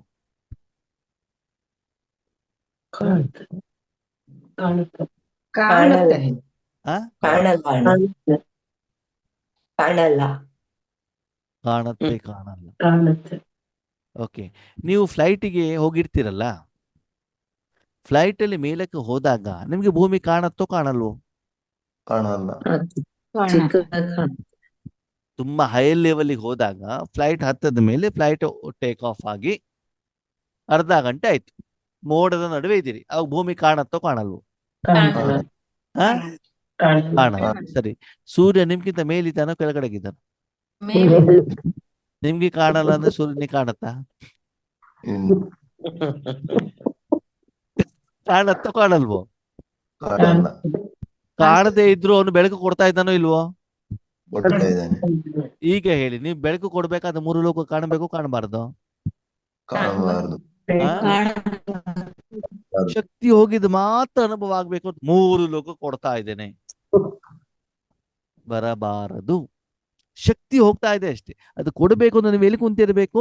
ಪರಮಧಾಮದಲ್ಲಿ, ಪರಮಾತ್ಮನಲ್ಲಿ ಕೂತ್ಕೊಂಡ್ಬಿಟ್ಟು ಅಲ್ಲಿಂದ ಶಕ್ತಿ ಏನಾಗ್ಬೇಕು? ಪ್ರವಾಹ ಆಗ್ತಾರೆ. ಭಗವಂತ ಹೇಳ್ತಾರೆ ಮನ್ಮನಾಭವ. ಅದಕ್ಕಾಗಿ ದಿನದಿಂದ ದಿನಕ್ಕೆ ಬೇಹದ್ದಿನ ಸೇವೆಗೆ ನಾವು ನಿಮಿತ್ತರಾಗಬೇಕಾಗ್ತದೆ. ಸರಿ, ಈಗ ನಾನು ನಮ್ಮ ಊರಿನಲ್ಲೇ ಕೂತ್ಕೊಂಡಿದ್ದೇನೆ, ಝೂಮ್ ಅಲ್ಲಿ ಕೂತ್ಕೊಂಡಿದ್ದೇನೆ. ನನ್ನ ಎದುರುಗಡೆಗೆ 2 ಜನ 3 ಜನ ಇದ್ದಾರೆ, ಚೆನ್ನಾಗಿ ಜುಟ್ಕಾ ಹೊಡಿತಾ ಇದ್ದಾರೆ, ನಿದ್ರೆ ಮಾಡ್ತಾ ಇದ್ದಾರೆ. ಓಕೆ, ಆದ್ರೆ ನಾನು ನನ್ನ ಮನಸ್ಸನ್ನ ಪರಮಧಾಮದಲ್ಲಿ ಇಟ್ಟಿದ್ದೇನೆ ಬೇಹದ್ದಿನ ಸೇವೆಗೆ. ಬೇಹದ್ದಿನ ಸೇವೆ ಮಾಡ್ಲಿಕ್ಕೆ ಆಗತ್ತೋ ಆಗಲ್ವೋ? ಪ್ರಶ್ನೆ ಅರ್ಥ ಆಯ್ತೋ ಅರ್ಥ ಆಗಿಲ್ವೋ? ಆಗತ್ತೆ. ಅವಾಗ ನೀವೇನ್ ಹೇಳಿದ್ರಿ? ಡೈಮಂಡ್ ಹಾಲಲ್ಲಿ ಕೂತ್ಕೊಂಡ್ಬಿಟ್ಟು ಜ್ಞಾನ ಹೇಳೋದು, ಯೋಗ ಮಾಡೋದು. ನೀವೇನ್ ಹೇಳಿದ್ರಿ? ಡೈಮಂಡ್ ಇರುವಂತಹ ಜನರನ್ನ, ಆತ್ಮಗಳನ್ನ ಗಮನದಲ್ಲಿ ಇಟ್ಟು ಬಿಟ್ಟು ನೀವು ಸೇವೆಯನ್ನು ಮಾಡಿದಾಗ ಅದನ್ನ ಹದ್ದು ಅಂತ ನೀವು ಹೇಳಿದ್ರಿ, ಹೌದಾ? ಈಗ ನಾನು ಶರೀರವನ್ನು ನಮ್ಮ ಊರಲ್ಲೇ ಇಟ್ಟಿದ್ದೇನೆ, ನನ್ನ ಎದುರುಗಡೆ 2 ಜನ ಆತ್ಮಗಳಿದ್ದಾರೆ, ಚೆನ್ನಾಗಿ ನಿದ್ರೆ ಮಾಡ್ತಿದ್ದಾರೆ. ಆದ್ರೆ ನಾನು ಅವರ ಕಡೆ ಗಮನ ಕೊಡದಿರಿ ನನ್ನ ಮನಸ್ಸು ಹೇಳುವಂತ ಸಾಧನವನ್ನ ಪರಮಧಾಮದಲ್ಲಿ ಇಟ್ಟಿದ್ದೇನೆ. ಆ ಮೂಲಕ ಭಗವಂತನ ಕೈಲಿ ನನ್ನ ಮನಸ್ಸನ್ನ ವಿಶ್ವ ಕಲ್ಯಾಣಕ್ಕೆ ಅಂತ ಕೊಟ್ಟಿದ್ದೇನೆ. ಬೇಹದ್ ಹಾಗಿದ್ರೆ ಹೇಳಿ ಆತ್ಮೀಯರೇ, ಬೇಹದ್ದಿನ ಸೇವೆಗೆ ಶರೀರ ಆಧಾರನೋ ಮನಸ್ಸಾಧಾರನೋ? ಮನಸ್ಸು. ಸಾಧನ. ನಿಮ್ಮ ಶರೀರ ಎಲ್ಲಿದೆ ಹೇಳೋದು ಇಂಪಾರ್ಟೆಂಟ್ ಅಲ್ಲ, ಯಾವ ಸ್ಟೇಜ್ ಅಲ್ಲಿ ಇದೆ ಹೇಳೋದು ಇಂಪಾರ್ಟೆಂಟ್ ಅಲ್ಲ, ಸೆಂಟರ್ ನಲ್ಲಿ ಇದ್ದೀರಿ ಅಂತ ಇಂಪಾರ್ಟೆಂಟ್ ಅಲ್ಲ. ಓಕೆ, ಬೇಹದ್ದಿನ ಸೇವೆನ ಯಾರು ಮಾಡ್ಬೋದು, ಯಾರು ಮಾಡ್ಲಿಕ್ಕೆ ಆಗೋದಿಲ್ಲ? ಹಳ್ಳಿಲಿರೋರು, ಮಾಡ್ಬೋದು. ಮನೇಲಿರೋರು, ಮಾಡ್ಬೋದು. ಮಹಿಳೆಯರು, ಮಾಡ್ಬೋದು. ಮದುವೆ ಆದವರು, ಮಾಡ್ಬೋದು. ಬಣ್ಣದ ಬಟ್ಟೆ ಹಾಕೊಂಡವರು, ಮಾಡ್ಬೋದು. ಬೆಳಿಗ್ಗೆ 2 ಗಂಟೆಗೆ ಮಾಡ್ಬೋದು. ಅಮಾವಾಸ್ಯೆ ದಿನ ಮಾಡ್ಬೋದು. ಯಾವ ದಿನ ಮಾಡ್ಲಿಕ್ಕೆ ಆಗಲ್ಲ? ಎಲ್ಲ ದಿನ ಮಾಡ್ಬೋದು. ಯಾವ ದಿನ ಅಹಂಕಾರ ಬರ್ತದೋ, ನಾನು ಅಂತ ಬರ್ತದೋ ಆ ದಿನ ಮಾಡ್ಲಿಕ್ಕೆ. ಆಗಲ್ಲ. ಈಗ ಹೇಳಿ, ಈಶ್ವರಿ ಸೇವೆ ಎಲ್ಲಿ ಮಾಡ್ಬೋದು, ಎಲ್ಲಿ ಮಾಡ್ಲಿಕ್ಕೆ ಆಗಲ್ಲ? ಎಲ್ಲ ಕಡೆ ಮಾಡ್ಬೋದು. ಮನಸ್ಸಿದ್ದರೆ ಮಾರ್ಗ. ಮಾರ್ಗ.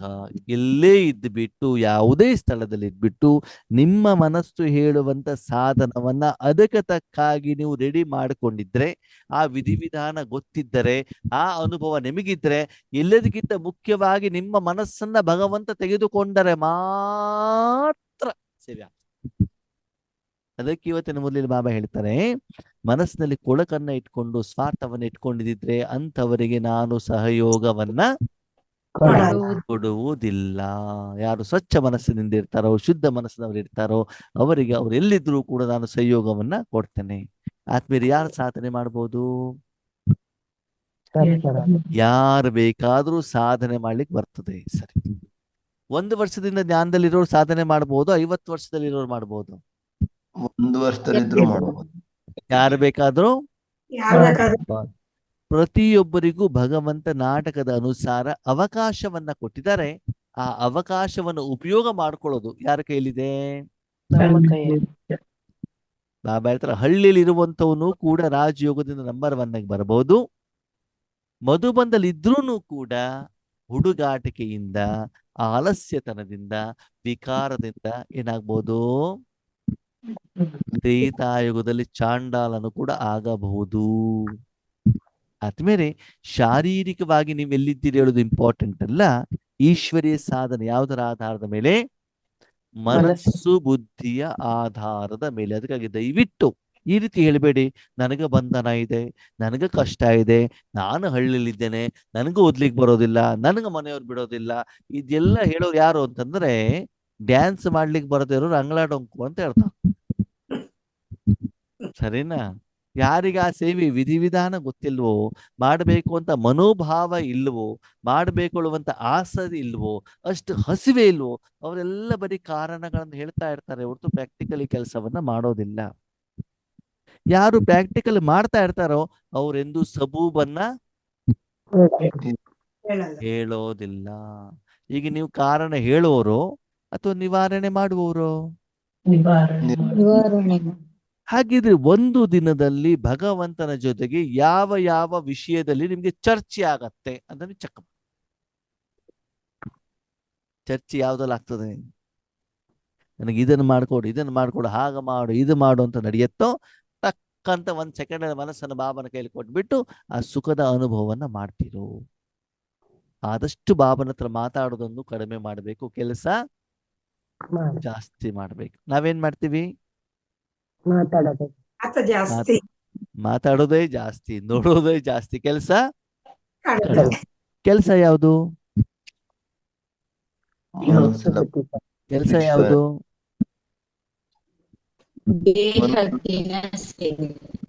ಪರಮಾತ್ಮನ ಶಕ್ತಿ ನಿಮ್ಮ ಮೂಲಕ ಪ್ರವಾಹ ಆಗ್ಬೇಕು. ಯಾರಿಗೆ? ವಿಶ್ವ. ಅಷ್ಟು ಪ್ರವಾಹ ಆದಾಗ ಆತ್ಮ ಮತ್ತು ಮನ ಬುದ್ಧಿ ಸಂಸ್ಕಾರ ಶರೀರ ಶುದ್ಧ ಆಗತ್ತೋ ಆಗಲ್ವೋ? ಮಳೆಯಲ್ಲಿ ಹೋಗಿ ನಿಂತ್ಕೊಂಡಿದ್ದೀರಿ, ಶರೀರ ಕ್ಲೀನ್ ಆಗತ್ತೋ ಆಗಲ್ವೋ? ಬಟ್ಟೆ ಕ್ಲೀನ್ ಆಗತ್ತೋ ಆಗಲ್ವೋ? ಆಗತ್ತೆ ತಾನೆ. ಹಾಗೆ ಭಗವಂತನಲ್ಲಿ ಹೋಗಿ ನಿಂತ್ಕೊಂಡಿದ್ದೀರಿ ಅಂತಂದ್ರೆ ಮನಸ್ಸು ಬುದ್ಧಿ ಸಂಸ್ಕಾರ ಆತ್ಮ ಸ್ವಚ್ಛ ಆಗಲೇಬೇಕು. ಸರಿ, ನಿಮ್ಮಿಂದ ಈಶ್ವರಿ ಸೇವೆ ನಡೆದು ಬಿಟ್ಟು ಪ್ರಪಂಚದ ಎಲ್ಲರಿಗೂ ಕೂಡ ಆ ಶಕ್ತಿ ಹೋಗ್ಬಿಟ್ಟು ತಲುಪಿದೆ ಅಂತ ತಿಳ್ಕೊಳ್ಳಿ. ಅವರ ಆಶೀರ್ವಾದ ಸಿಗತ್ತೋ ಸಿಗಲ್ವೋ? ಆ ರೀತಿ ಆದಾಗ ನಿಮ್ಮ ಸ್ಥಿತಿಯಲ್ಲಿ ಪರಿವರ್ತನೆ ಆಗತ್ತೋ ಆಗಲ್ವೋ? ಓಕೆ. ಅದಕ್ಕಾಗಿ ಬಾಬಾ ಏನ್ ಹೇಳ್ತಾರೆ, ನಿಮ್ಮ ಮನಸ್ಸನ್ನ ಸದಾಕಾಲ ಭಗವಂತನಲ್ಲಿಡುವಂತ ಒಂದೇ ಪ್ರಯತ್ನವನ್ನ ಮಾಡಿ. ನಿಮ್ಮ ಈಶ್ವರೀಯ ಜೀವನದಲ್ಲಿ ಪ್ರತಿ ಸೆಕೆಂಡ್ ಯೋಗದಲ್ಲಿ, ಆಂತರಿಕ ಖುಷಿಯಲ್ಲಿ, ಆತ್ಮಿಕ ಸ್ಥಿತಿಯಲ್ಲಿ ಎವ್ರಿ ಸೆಕೆಂಡ್ ಪರಿವರ್ತನೆ ಆಗ್ತಾ ಇದೆ, ನೆಕ್ಸ್ಟ್ ಲೆವೆಲ್ ಬರ್ತಾ ಇದೆ, ಅದು ಫಾಸ್ಟ್ ಆಗಿ ಚೇಂಜ್ ಆಗ್ತಾ ಇದೆ, ತುಂಬಾ ಆಳದಲ್ಲಿ ಹೋಗ್ತಾ ಇದೆ ಅಂತಂದ್ರೆ ನಿಮ್ಮ ಸಾಧನೆ ಸರಿ ಇದೆ. ಪುನಃ ಪುನಃ ಪುನಃ ಮಾಡಬೇಕು ಅಂತ ನಿಮ್ಗೆ ಅನಿಸ್ತಾ ಇದೆ, ಆ ಖುಷಿಯನ್ನ, ಆನಂದವನ್ನ, ಲಾಭವನ್ನ ಕೊಡ್ತಾ ಇದೆ ಅಂತ ಏನಾಗತ್ತೆ, ನಿಮ್ಮ ಸಾಧನೆ ಸರಿ ಇದೆ. ಒಂದು ವರ್ಷದಲ್ಲಿ ಮಾಡಿರುವಂತ ಸಾಧನೆ ಆತ್ಮೀಯರೇ, ನಾನು 1 ತಿಂಗಳಲ್ಲಿ ಮುಗಿಸ್ಬೇಕು ಈ ವರ್ಷ. ಈ 1 ತಿಂಗಳಲ್ಲಿ ಮಾಡಿರುವಂತ ಸಾಧನೆ ಲಾಸ್ಟ್ 1 ತಿಂಗಳಲ್ಲಿ ಮಾಡಿರೋದು 1 ವಾರದಲ್ಲಿ ಮುಗಿಸ್ಬೇಕು. ಲಾಸ್ಟ್ 1 ವಾರದಲ್ಲಿ ಮಾಡಿರೋದು 1 ಗಂಟೆಯಲ್ಲಿ ಮುಗಿಸ್ಬೇಕು. ಲಾಸ್ಟ್ 1 ಗಂಟೆಯಲ್ಲಿ ಮುಗಿಸಿರೋದು 1 ನಿಮಿಷದಲ್ಲಿ ಮುಗಿಸ್ಬೇಕು. ಹೀಗೆ ನನ್ನ ಜೀವನದಲ್ಲಿ ಫಾಸ್ಟ್ ಆಗಿ ಏನಾಗ್ತಾ ಹೋಗ್ಬೇಕು, ಸಾಧನೆ ಬರ್ತಾ ಹೋಗ್ಬೇಕು. ಅಷ್ಟು ಪ್ರಮಾಣದಲ್ಲಿ ಭಗವಂತನ ಶಕ್ತಿ ಏನಾಗ್ತಾ ಇರಬೇಕು, ಪ್ರವಾಹ ಆಗುವಂತ ಅನುಭವ ಆಗ್ತಾ ಇರಬೇಕು. ಅದಕ್ಕೆ ನೀವು ಮತ್ತು ಬಾಬಾ ಇಬ್ಬರೇ ಇರಬೇಕು. 3ನೇಯವರ ಸಹಾಯ ಅಲ್ಲಿ ಇರಕೂಡದು. ಯಾರಿರ್ಬೇಕು, ಮೈಯವ್ರ ಮೇರ. ಈಗ ಮನ್ಸಾ ಸೇವೆ ಮಾಡ್ಲಿಕ್ಕೆ ನಿಮ್ಗೆ ಯಾರದಾದ್ರೂ ಅವಶ್ಯಕತೆ ಇದೆಯೋ ಇಲ್ವೋ? ಇಲ್ಲ. ಎದುರುಗಡೆ ಯಾರಾದ್ರೂ ಬೇಕಾ? ಮನ್ಸಾ ಸೇವೆಯಲ್ಲಿ ಅಪೋಸಿಷನ್ ಇದೆಯಾ? ಇಲ್ಲ. ಪ್ರಶ್ನೆ ಕೇಳ್ತಾರಾ? ಇಲ್ಲ. ಸಂಶಯ ಬರುತ್ತಾ? ಇಲ್ಲ. ನಿಮ್ಗೆ ಇನ್ಸಲ್ಟ್ ಆಗತ್ತಾ? ಇಲ್ಲ. ಇಲ್ಲ. ಬೇಜಾರಾಗತ್ತಾ? ಇಲ್ಲ. ನಿಂದನೆ ಮಾಡ್ತಾರಾ? ಇಲ್ಲ. ಬೈತಾರಾ? ಇಲ್ಲ. ಗಾಯನ ಮಾಡ್ತಾರಾ? ಇಲ್ಲ. ಹೊಗಳ್ತಾರಾ? ಇಲ್ಲ. ಸನ್ಮಾನ ಮಾಡ್ತಾರಾ? ಇಲ್ಲ. ಅನುಭವ ಆಗತ್ತಾ? ಆಗುತ್ತೆ. ಆಗತ್ತೆ ತಾನೆ. ಅನುಭವ ಆಗ್ತಾ ಇರಬೇಕು. ಏನಾಗ್ಬೇಕು? ಅದಕ್ಕೂ ಕೂಡ ಇಲ್ಲ ಅಂತ ಹೇಳ್ಬೇಡಿ. ಯಾರು ಗಾಯನ ಮಾಡ್ಲಿ, ಮಾಡದೆ ಇಲ್ಲಿ, ಹೊಗಳದೆ ಇಲ್ಲಿ, ಆದ್ರೆ ನಿಮಗೆ ಆ ಕರ್ಮ ನಡೀತಾ ಇರುವಂತ ಸೇವೆಯ ಫಲ ಅನುಭವ ಆಗ್ತಾ ಇರಬೇಕು. ಹೌದು. ಇಲ್ಲಿ ಬೇರೆಯವ್ರು ಏನ್ ಮಾಡ್ತಾರೆ ನಮಗೆ ಬೇಡ. ನಮ್ಗೇನ್ ಬೇಕು? ಬೇಹದ್ನಲ್ಲಿ ಬೇಕು. ಆತ್ಮೀಯರಿಗೆ ಗೊತ್ತಿರ್ಲಿ, ಸಾಕಾರ ಮೌಲ್ಯಗಳಲ್ಲಿ ಬಾಬಾ ಏನ್ ಹೇಳ್ತಾರೆ, ದೇವಸ್ಥಾನಗಳಿಗೆ ಹೋಗಿ ಪಾಂಪ್ಲೆಟ್ಸ್ ಅನ್ನ ಕೊಡಿ, ಚಿತ್ರ ಪ್ರದರ್ಶನೆಯನ್ನ ಮಾಡಿ ಅಂತ ಹೇಳ್ತಾರೆ. ಯಾರಿಗೋಸ್ಕರ? ಹೊಸದಾಗಿ ಜಾಯಿನ್ ಆಗಿರುವಂತ ಆತ್ಮಗಳಿಗೋಸ್ಕರ. ಯಾರು ಸೀನಿಯರ್ ಇರ್ತಾರೋ ಬೇಹದ್ದಿನ ಬಗ್ಗೆ ಅವ್ಯಕ್ತ ಮೌಲ್ಯಗಳಲ್ಲಿ ಹೇಳ್ತಾರೆ. ಸಾಕಾರದಲ್ಲಿ ಇದನ್ನು ಮಾಡಿ ಮಾಡಿ ಮಾಡಿ ಆಮೇಲೆ ನಾವಿಲ್ಲಿ ಹೋಗ್ಬೇಕಾಗ್ತದೆ, ಬೇಹದ್ದಲ್ಲಿ ಹೋಗ್ಬೇಕಾಗ್ತದೆ. ಅದಕ್ಕಾಗಿ ನಿಮ್ಮ ಲೆವೆಲ್ ಅನ್ನು ಚೆಕ್ ಮಾಡ್ಕೊಳ್ಳಿ. ನೀವು ಯಾವ ಲೆವೆಲ್ ಅಲ್ಲಿ ಇದ್ದೀರಿ. ನೀವು ಯಾವ ಲೆವೆಲ್ ಅಲ್ಲಿ ಇರಬೇಕು ಅಂದ್ರೆ ಬೇಹದ್ದಿನ ಸೇವೆ ಮಾಡಿಬಿಟ್ಟು ಹದ್ದಿನ ಸೇವೆ ಮಾಡುವವರಿಗೆ ನೀವು ಸಹಯೋಗವನ್ನು ಕೊಡಬೇಕು. ಸರಿ. ನಿಮಗೊಂದು ಪ್ರಶ್ನೆ. ಶಿವರಾತ್ರಿ ಇದೆ. ಏನಿದೆ? ಶಿವರಾತ್ರಿಯ ದಿನ ನೀವು ನಿಮ್ಮ ಮನೆಯಲ್ಲಿ ಕೂತ್ಕೊಂಡು ಆ ದಿನ ಪೂರ್ತಿ ವಿಶ್ವಕ್ಕೆ ಮತ್ತು ಯಾರು ಬಾಬನ ಮಕ್ಕಳ ಸೇವೆ ಮಾಡ್ತಿದಾರೋ ಅವರಿಗೆಲ್ಲರಿಗೂ ಕೂಡ ಶಕ್ತಿ ಕೊಡುವಂತ ಕೆಲಸವನ್ನ ಮಾಡಬಹುದು. ಒಂದು. ಇಲ್ಲ ನೀವೇ ಸೇವಾ ಕೇಂದ್ರಗಳಿಗೆ ಹೋಗ್ಬಿಟ್ಟು, ದೇವಸ್ಥಾನಕ್ಕೆ ಹೋಗ್ಬಿಟ್ಟು ಪಾಂಪ್ಲೆಟ್ಸ್ ಅನ್ನ ಕೊಟ್ಟು ಚಿತ್ರ ಪ್ರದರ್ಶನದ ಮೂಲಕ ಏನ್ ಮಾಡ್ಬೋದು, ಬೇರೆಯವ್ರಿಗೆ ಈಶ್ವರಿ ಜ್ಞಾನವನ್ನ ಕೊಡ್ಬೋದು. ಯಾವುದು ಶ್ರೇಷ್ಠ? ಶಕ್ತಿ ಕೊಡುವುದು ಮೊದಲನೇದು. ಮೊದಲನೇದು. ಆದರೆ ಗೊತ್ತಿರಲಿ, ನೀವಷ್ಟು ಯೋಗ್ಯರಾಗಿದ್ದರೆ ಮಾತ್ರ ಭಗವಂತ ನಿಮ್ಮನ್ನ ಉಪಯೋಗ ಮಾಡ್ಕೊಳ್ತಾರೆ. ಅಷ್ಟು ಯೋಗ್ಯರಾಗಿಲ್ಲ ಅಂತಂದ್ರೆ ನೀವು ಕೂತ್ಕೊಂಡ್ರೆ ನಿಮ್ಗೆ ಯೋಗದ ಅನುಭವ ಆಗುವುದಿಲ್ಲ ಅಂತಂದ್ರೆ ನಾನು ಎದುರುಗಡೆ ಹೇಳ್ತಾ ಇರೋದು ಬೇರೆ, ಒಳಗಡೆಗಿರೋದು ಯೋಗ ಮಾಡೋದು ಬೇಹದ್ ಅಂತ. ಅದ ಮನಸ್ಸಲ್ಲಿ ಇಚ್ಛೆ ಏನಿದೆ? ಏನೋ ಒಂದು ಸ್ವಾರ್ಥ ಇದೆ. ಶರೀರಕ್ಕೆ ಸಂಬಂಧಪಟ್ಟಿದೆ, ರಕ್ತ ಸಂಬಂಧಿಗಳಿಗೆ ಸಂಬಂಧಪಟ್ಟಿದೆ, ಎಲ್ಲೋ ವೈಯಕ್ತಿಕವಾಗಿದೆ. ಬೇಹದ್ದಿನಲ್ಲಿ ಇಲ್ಲ ಅಂತ ಅರ್ಥ. ಅಥವಾ ಏನೋ ಒಂದು ಕಡಿಮೆತನ ಇದೆ. ಅದಕ್ಕೆ ಭಗವಂತ ಹೇಳ್ತಾರೆ, ನಾನು ಪ್ರತಿದಿನ ನಿಮ್ಮ ಸಂಸ್ಕಾರ ಹೇಳುವಂತ ಪಾತ್ರೆಯಲ್ಲಿ ಹಾಲನ್ನ ಹಾಕಿದಾಗ ಆಸ್ ಇಟ್ ಇಸ್ ಹಾಲು ಹೋಗ್ಬಿಟ್ಟು ಜನರಿಗೆ ತಲುಪಿದಾಗ ಪುನಃ ಪುನಃ ಪಾತ್ರೆಯನ್ನು ನಾನು ಹಾಲನ್ನ ಬೇರೆಯವರಿಗೆ ಕೊಡಲಿಕ್ಕೆ ಉಪಯೋಗ ಮಾಡ್ಕೊಳ್ತೇನೆ. ಆ ಪಾತ್ರೆಯಲ್ಲಿ ಆಲ್ರೆಡಿ ಸಾಂಬಾರ್ ಇದೆ, ರಸಂ ಇದೆ, ಮಜ್ಜಿಗೆ ಇದೆ, ಮೊಸರು ಇದೆ, ಕೊಳಕಿದೆ. ಅದರಲ್ಲಿ ನಾನು ಹಾಲನ್ನ ಹಾಕದೆ ಏನಾಗ್ತದೆ? ಆ ಹಾಲನ್ನ ಮಿಕ್ಸ್ ಆಗಿರುವಂತ ಹಾಲನ್ನ ಬೇರೆಯವ್ರಿಗೆ ಕೊಟ್ಟರೆ ಏನಾಗ್ತದೆ? ಆರೋಗ್ಯ ಹಾಳಾಗ್ತದೆ. ಹೌದಾನೆ? ಅವಾಗ ಅದನ್ನು ಕುಡಿದಾಗ ಅವರಿಗೆ ಭಗವಂತನ ಪ್ರೀತಿ ಅಂತ ಅನ್ಸತ್ತಾ? ಹಾಗಿದ್ರೆ ನಿಮ್ಮದು ಚೆಕ್ ಮಾಡ್ಕೊಳ್ಳಿ. ಮೊದಲು ನಿಮ್ಮ ಸಂಸ್ಕಾರದಲ್ಲಿ, ನಿಮ್ಮ ಮನ ಬುದ್ಧಿಯಲ್ಲಿ ಪರಮಾತ್ಮನ ಶಕ್ತಿ ತಲುಪಿದಾಗ ಕೇವಲ ಪರಮಾತ್ಮನ ಪ್ರೀತಿ ಮಾತ್ರ ಅನುಭವ ಆಗ್ತಾ ಇದೆಯಾ? ಬೇರೆ ಏನಿರಬಾರ್ದಲ್ಲಿ. ಅಷ್ಟು ನಿಮ್ಮ ಮನಸ್ಸು ಶುದ್ಧವಾಗಿರಬೇಕು. ಬೇರೆ ಎಲ್ಲೂ ಆ ಸಮಯದಲ್ಲಿ ನಿಮ್ಮ ಮನಸ್ಸು ಕನೆಕ್ಟ್ ಆಗ್ಲೇಬಾರ್ದು. ಕೇವಲ ಪರಮಾತ್ಮನಲ್ಲಿ ಮಾತ್ರ. ನಿಮಗೆ ಪುರುಷಾರ್ಥ ಆಗ್ಲಿ, ಸೇವೆ ಆಗ್ಲಿ, ಸಾಧನ ಆಗ್ಲಿ, ಮಾಸ್ಟರ್ ವಿಶ್ವ ಕಲ್ಯಾಣಕಾರಿ ಆಗ್ಲಿ, ಸರ್ವ ಏನೂ ಇಲ್ಲ. ನೀವು ಆತ್ಮ ಮನಸ್ಸು ಪರಮಾತ್ಮನಲ್ಲಿ ಇದೆ. ಕೇವಲ ಪರಮಾತ್ಮನ ಸುಖದ ಅನುಭವ ಮಾತ್ರ ಮಾಡ್ತಾರೆ. ಹಾಲಂದ್ರೆ ಹಾಲು ಮಾತ್ರ. ಆ ಹಾಲು ಸಕ್ಕರೆನೂ ಕೂಡ ಇರಬಾರ್ದು. ಆತ್ಮೀಯರ ಮಜಾ ಏನು ಅಂತಂದ್ರೆ, ಇವತ್ತಿನ ಜನ ಹಾಲು ಕುಡಿತಾ ಇಲ್ಲ, ನೀರು ಕುಡಿತಾ ಇಲ್ಲ. ಏನು ಕುಡಿತಾ ಇದ್ದಾರೆ?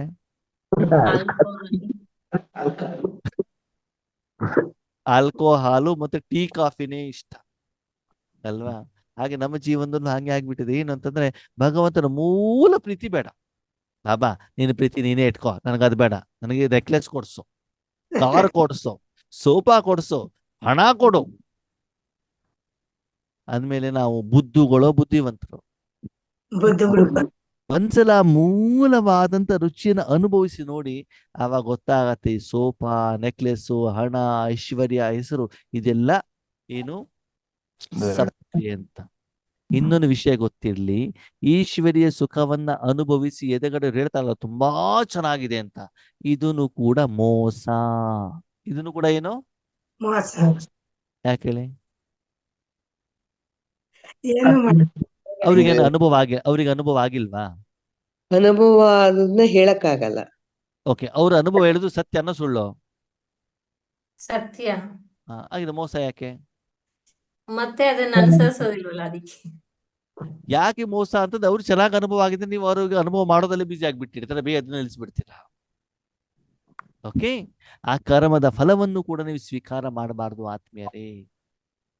ಓಕೆ, ಅದಕ್ಕಾಗಿ ಆದಷ್ಟು ಅಲ್ಲ, ಸದಾ ಯಾವ್ದಲ್ಲಿ ಇರ್ಬೇಕು? ಇನ್ನು ಮೇಲೆ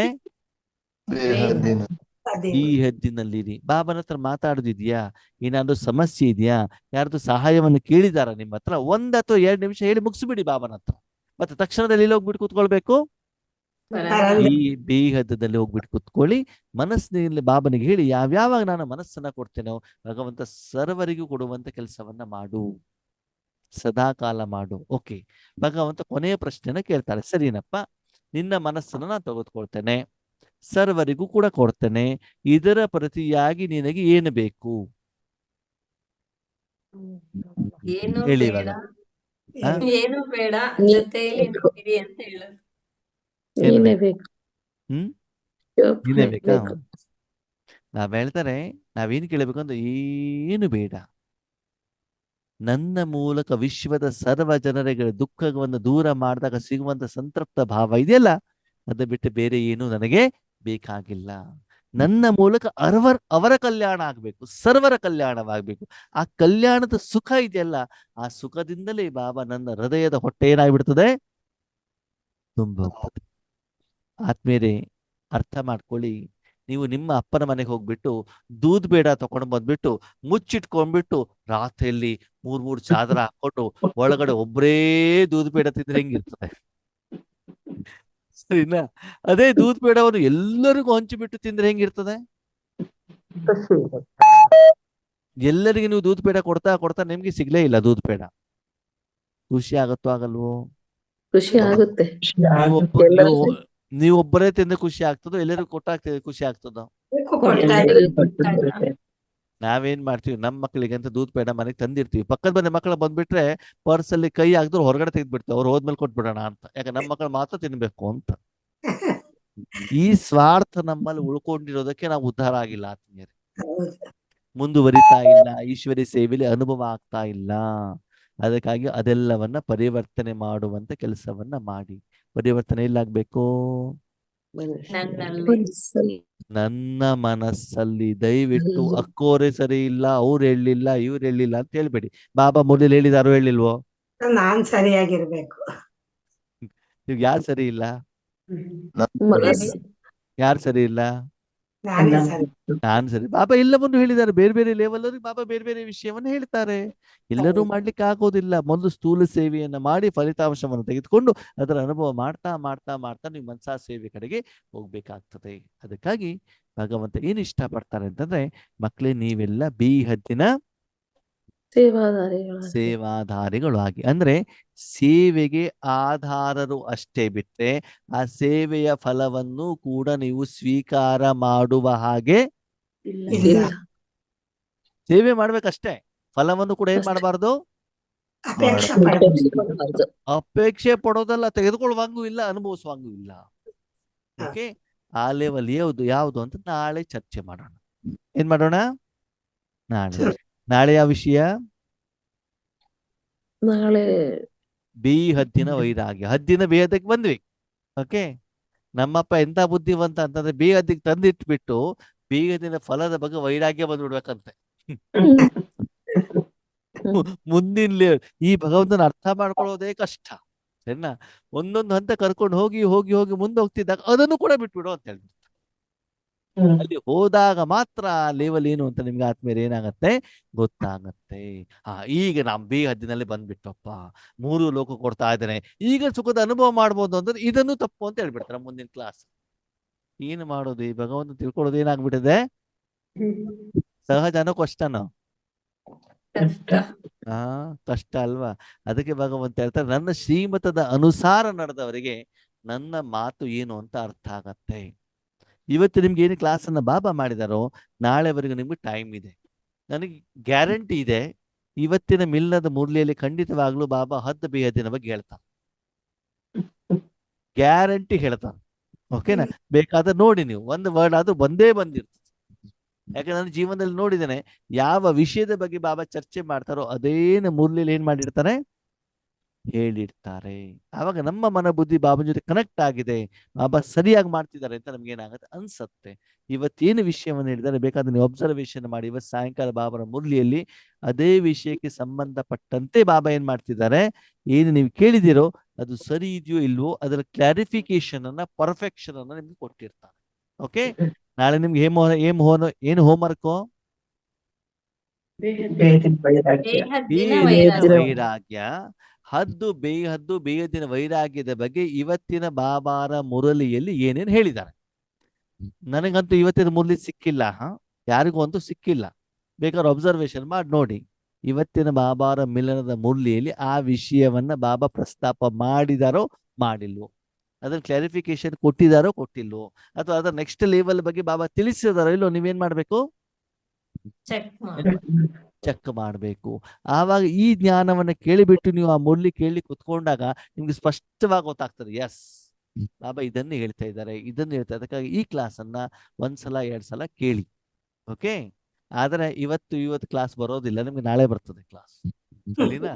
ಹಾಗಾಗಿ ಮುರಳಿಯನ್ನು ಚೆನ್ನಾಗಿ ಏನ್ ಮಾಡಿ ಸ್ಟಡಿ ಮಾಡ್ಕೊಳ್ಳಿ, ಆ ಹಸಿವಿರ್ಲಿ.